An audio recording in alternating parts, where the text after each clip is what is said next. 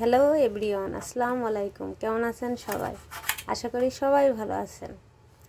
আমরা আজকে লেবু সংরক্ষণ করে ফ্রিজে রাখবো, সেটাই আপনাদের দেখাবো।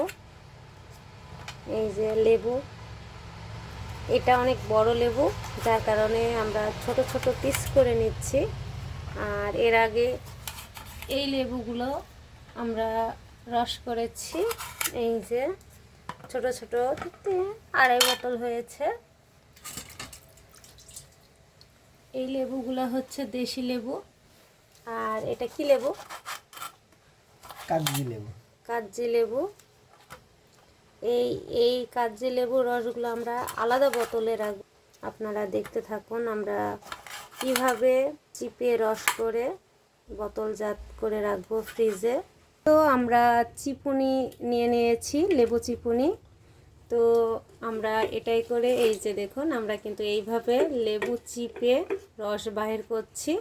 আমরা কিন্তু এইভাবেই লেবুর সময়ে সংরক্ষণ করে রাখি।